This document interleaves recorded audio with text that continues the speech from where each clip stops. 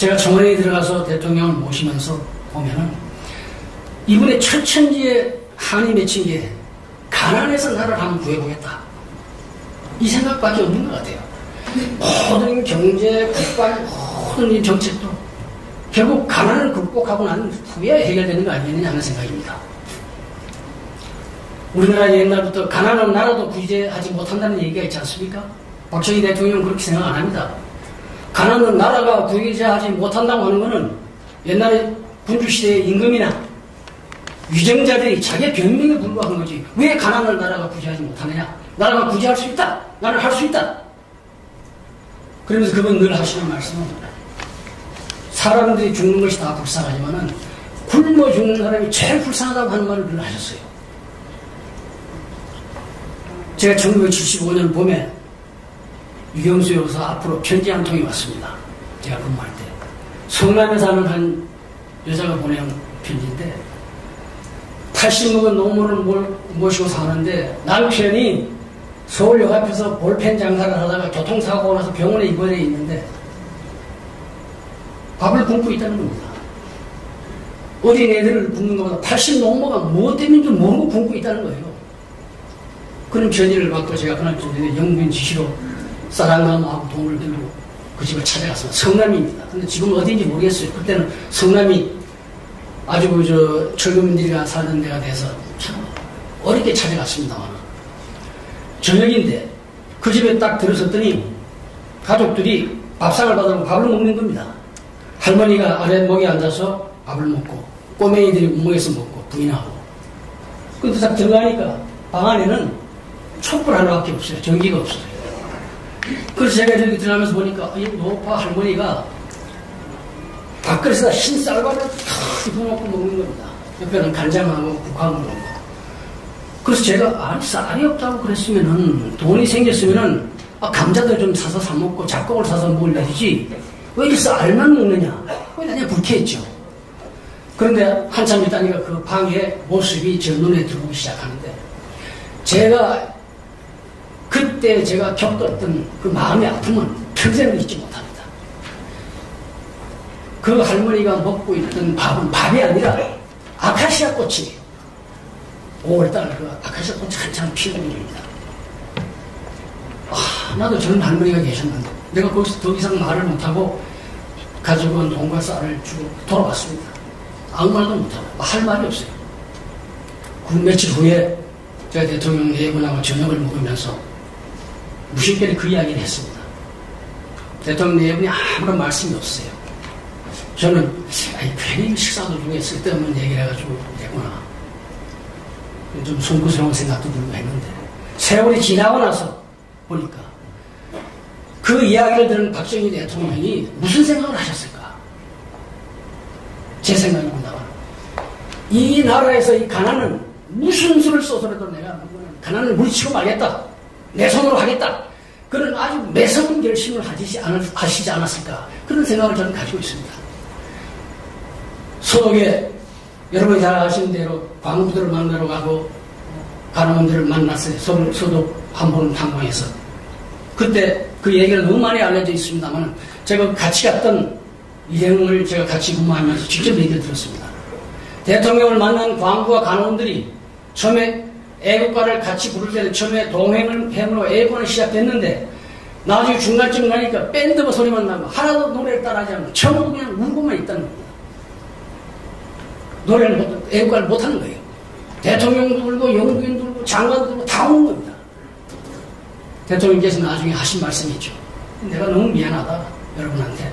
대통령에 대해서 이 와서 이렇게 몬타나 나라의 대통령이 와서 여러분을 여기서 뵙게 되니까 죄송이 한이 없다. 그러나 여러분이나 저나 우리 후손들에게만은 이런 나라를 물려주지 말자. 그렇게 하면서 눈물을 서로 흘리면서 헤어졌다고 합니다.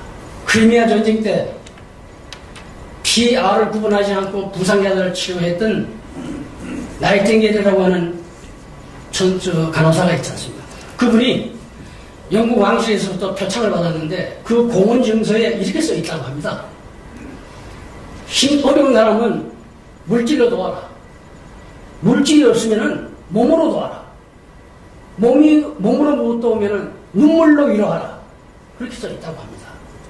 가난한 나라의 대통령이 가서 가난한 국민들이 와서 탄광에서 일하고 간호원들은 죽은 사람 시체를 닦는 그 모습을 보고 대통령이 눈물하는 그 무엇으로 그분들을 위로하겠습니까? 선물이 뭐가 있었겠습니까? 저는 혼자 생각합니다. 이번에 돌아오시면서 박대기 대통령이 무슨 생각을 했겠습니까?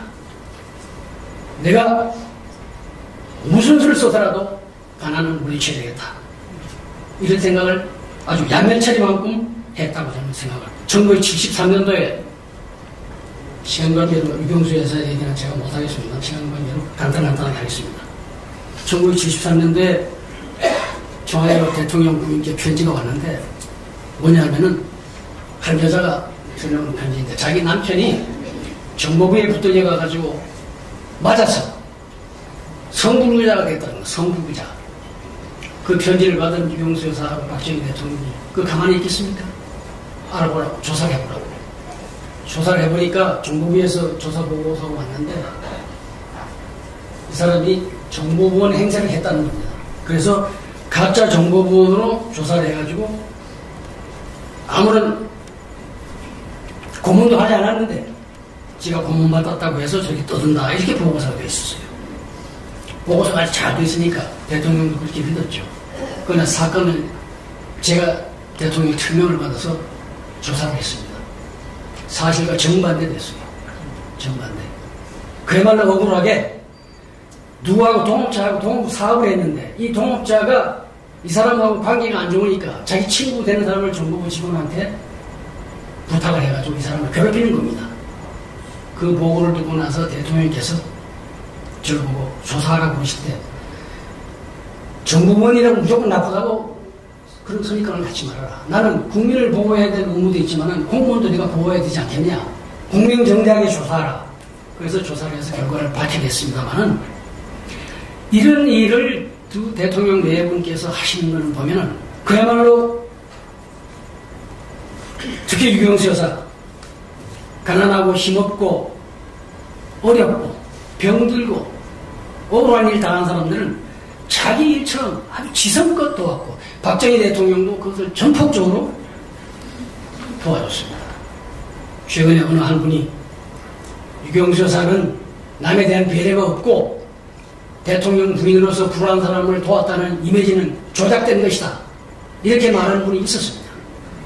젊은 시절에 어떤 관계였는지 모르겠습니다만은 제가 모시고 있는 유경수 여사 잠 한 번 실컷 잡았으면 좋겠다 할 정도로 그분이 하신 일의 90%는 어려운 사람, 병든 사람, 가난한 사람, 노인들 돕는 일에 모든 시간을 다 보냈고 우리도 그렇게 보장을 했습니다.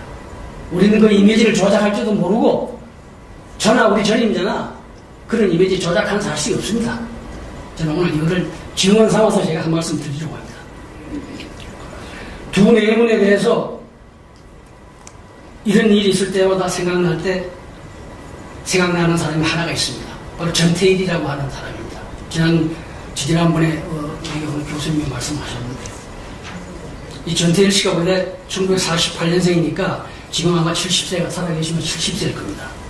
이분이 대구 출신으로 고등공민학교를 나온 교육밖에 없는데 이 사람은 그야말로 열악한 노동환경, 낮은 임금 여기에 가슴 아파했던 사람입니다. 이분이 박정희 대통령한테 편지를 보냈습니다. 그런데 아쉽게도 이 편지가 대통령한테 도달이 안 됐습니다. 아마 민정규칙에서 받아서 노동청으로 이첩했을 겁니다. 이 편지를 제가 한번 읽어드리겠습니다. 간단하게. 이 문법적으로 조금 틀린 데가 있습니다만 존경하시는 대통령 각하, 저는 재봉계에 종사하는 재단사입니다. 각하께서는 저들의 생명의 원천이십니다. 혁명 후 오늘날까지 저들은 각하께서 이루신 모든 실체를 높이 평가하고 존경합니다. 그리고 앞으로도 길이 존경할 것입니다. 삼선 개헌에 관하여 저희들이 알지 못하는 참으로 깊은 희생을 각하께서 행하심을 머리 숙여 음미합니다. 끝까지 인내와 현명하신 용기는 또 한 번 밝아오는 대한민국의 무거운 십자가를 국민들은 존경과 신뢰를 각하께 드립니다. 안타깝게도 이 편지가 도착이 안 됐습니다. 차라리 정보부 부원 구타 사건처럼 유경수 여사에게 편지가 왔더라면 그분은 다 보시니까 이 편지를 대통령께 드렸을 것이고, 제가 믿기로는 박정희 대통령이나 유경수 두 분 중에 한 분이 반드시 평화시장에 갔을 겁니다. 거기 가서 열악한 작업 환경을 보고 어떻게 내가 좀 도와줄 길이 없겠느냐, 어떻게 하면 내가 도움이 되겠느냐, 분명히 그렇게 하셨을 겁니다. 그러나 요새 전태일 씨라고 하는 분은 이만큼 순수했던 사람인데 그분을 마치 반체제처럼 그렇게 둔갑시키는 것은 그는 옳지 못한 행위뿐만 아니라 그분에 대한 모독입니다. 박정희 대통령은 천성이 절약하고 아끼고 하는 그런 분입니다. 제가 이 얘기를 월간조선의 조갑재 기자의 도움을 받아서 기고를 한 일이기 때문에 너무 많이 알려졌습니다만, 대통령이 돌아가시고 나서 그 다음에 이제 주기화 정부 때 대통령 집무실을 수리를 해야 되는데 총무비서실 직원이 그 수리를 하다가 박정희 대통령이 침실을 변기를 이렇게 열어봤더니 변기에 벽돌이 두 장이 파랗게 이끼가 낀 벽돌이 두 장이 물통 안에 있는 겁니다. 물을 아끼기 위해서. 그때 그 직원들이 저한테 얘기를 합니다. 제 방에 와서. 제가 대통령 측근을 모시고 있다는 걸 아니까. 아니 지금 청와대 물이 모자라는 것도 아니고 대통령이 물 더 쓰신다고 해서 뭐를 물 것도 아닌데 왜 이렇게까지 하셔야 했느냐. 그야말로 눈물이 나더라. 그런 얘기 들었습니다. 대통령께서 박정희 대통령께서 저한테 주신 메모지를 보면은 밑에는 1975년도로 되어 있는데 위에 보면은 메모지에 날짜가 인쇄된 메모지인데 74년도입니다. 그러니까 74년도 메모지를 1년 동안 그냥 그대로 쓰시는 겁니다. 그럼 보통 해서 사장도 그렇게 안 합니다. 박정희 대통령은 물욕이 없는 분입니다. 물욕이 없어요. 남긴 재산도 없습니다. 영남대학, 정수정학회, 유경재단 이걸 가지고 시비하는 분들이 있지만은 영남대학이 그게 개인 대학입니까? 고려대학을 김성수 동아일보 사장하신 부통령이 고려대학 설립했다고 혹시 고려대학 후손들이 자기 대학이라고 할 수 있습니까? 학교 범위는 그런 게 아닙니다. 정수정학회도 마찬가지입니다. 정수정학회 이사장은 최석채 씨, 이관우 씨 같은 언론인들이 이걸 맡아서 했던 그런 장학회입니다. 박정희 대통령이 돌아가시고 나서 그 재단들을 그대로 그 박 대통령의 뜻을 이어받아서 그런 사람들이 계속 했었으면은 지금처럼 자금이 없었을 겁니다. 대단히 아쉽게 생각합니다. 5.16이 성공한 배경에 보면은 군인들이 도대체 5.16을 누가 했느냐? 박정희 소장. 아, 그럼 내가 참여해야 되겠다. 대개 장성들이라고 하면 후생사업에서 돈 많이 벌고 그 돈 가지고 떵떵하게 살고 그랬던 사람들 아닙니까, 그 당시에. 그러나 박정희 소장 그러면 청렴결백한 실력 있는 장군. 그러니까 그 밑에 혁명 세력들이 모인 겁니다. 박정희 대통령 돌아가시고 나서 정치 자금이 9억이 나왔다고 했습니다. 그 9억 박정희 대통령이 어디에 쓰시려고 했는지 제가 잘 압니다. 추석 연말 연시에 일선장병에 위문금 보내고 고아울에 돈 보내고 어려운 사람 돕고 그렇게 하면서 쓰는 돈입니다. 김정일 씨가 쓴 책에 보면은 박정희 대통령이 1년에 정치자금으로 받은 돈이 약 한 20억에서 30억 된다고 합니다. 그 2억 정도, 한 달에 한 2억 정도 되면은 그 2억 중에 1억은 공화당 그렇죠. 내가 돈을 줄 테니까 공화당 당신들 절대 어디 가서 돈 받지 말아라. 기업에 절대 손 벌리지 말아라. 그리고 주는 겁니다. 그리고 대통령께서 지금 말씀드린 그런 어려운 사람들 돕는 일에 쓰신 그 정치 자금인데 그 돈을 개인이 쓴 돈이 아닙니다. 더군다나 지방에 시찰을 하고 갈 때 보면은 대통령이 돈을 많이 쓰셔야 되는데 청와대 예산 가지고 안 됩니다, 그 당시에. 그러니까 수백 명의 경호원이 동원되고 직원들이 따라다니고 할 때 어떻게 하겠습니까? 그런 돈도 대통령이 주머니에서 나온 돈이지 비서실 정원 예산이 아닙니다. 그래가지고 지금 와서 이렇게 비판하는 것은 그 실체를 너무나 모르고 하는 얘기입니다. 대통령은, 박정희 대통령은 인간적으로 대단히 인정 많고 눈물이 많은 분이었습니다.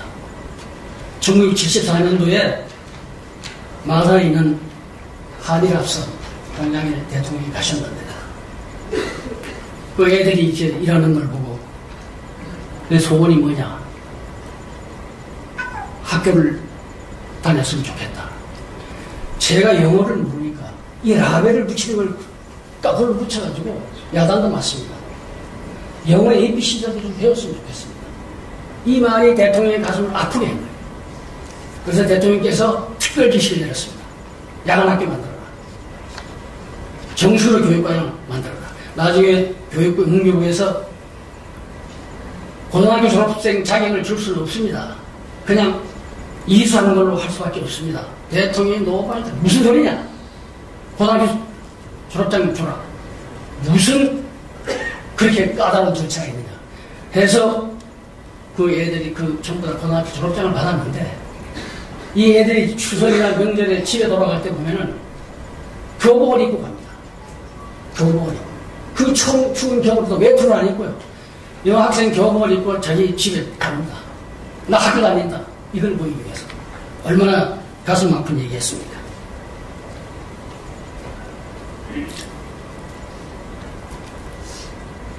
(1971년도에) 대통령께서 국방과학원 시찰을 가시는데 요 용두동 서울사대 앞에서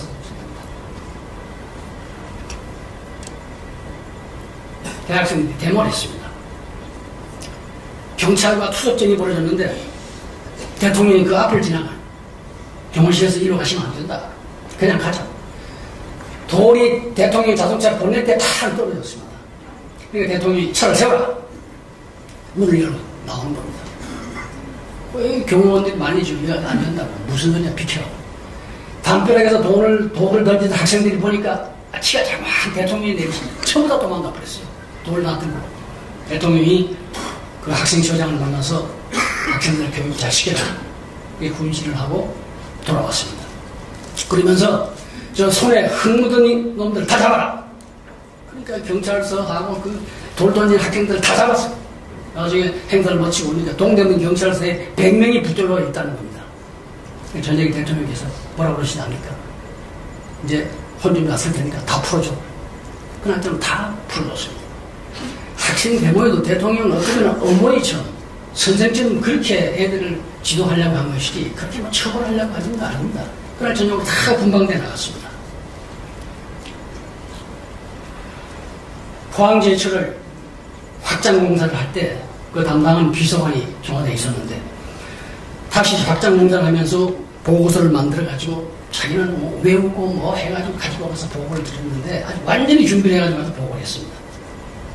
대통령이 다 들으시니 그 사진 몇 장을 보고 나서 뭐라고 그러시는가. 여기 저 배수로가 있었는데 배수로가 어디로 갔나. 그러니까 이 사람은 보고할 때 뭐 예산이 얼마 들고 뭐 했지만 그 배수로가 어디 간 건 자기는 몰랐거든요. 그러니까 보고하기가 빵점이 돼버렸어요. 그분이 나와서 저한테 하는 얘기가 등골 식은땀이 나더라. 등골 식은땀이 나더라. 그러니까 대통령의 관심은 그런데 깊은 데 있으니까 그걸 몰랐죠. 그리고 그분 나중에 장관도 하고 부총리까지 했습니다만은